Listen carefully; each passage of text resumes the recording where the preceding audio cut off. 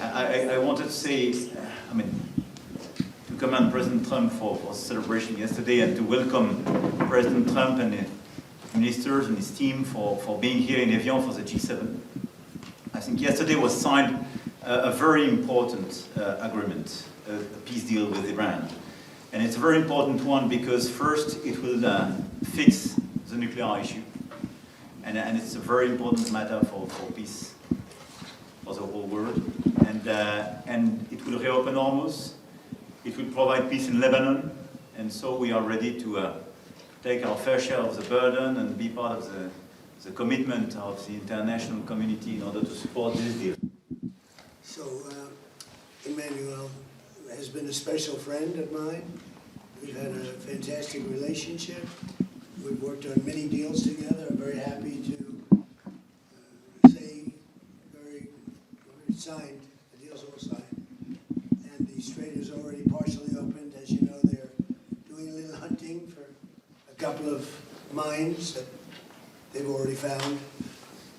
But it's essentially ships are starting to go out now. On Friday, it'll be completely opened. We got along very well with Iran. It's a different set of leaders.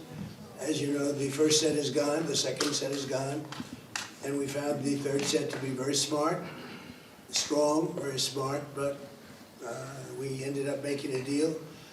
I felt badly that we had to go back on the attack for 2 nights, and I thought a third, but we made it before that happened. But I think a lot of great things are going to happen in the Middle East right now, and very importantly, the oil is plummeting down, and the stock market is shooting up like a rocket today, like record kind of numbers. And the oil has taken its biggest plunge, and we're into the low numbers, not quite back yet, Kevin, to the extent, but we're getting close to the numbers we were before it all started. And the main thing is that Iran will not have a nuclear weapon. They fully agreed to that with strong policing powers, and they won't have a nuclear weapon, which is what it was all about, because they probably would have used it if they had it. Mr. President, what do you expect from France and well, I would love them to do that. I don't think we're going to need much help because we have an agreement where it's going to be open, and it's toll-free. We had a little argument on that. It's toll-free. So I don't think we're going to need much help, but I don't think it's a bad idea to have a ship or two up here from a few countries. You'd be a great country to do it, because you never know what happens. But I think it's going to be open, and I think it's going to be free sailing.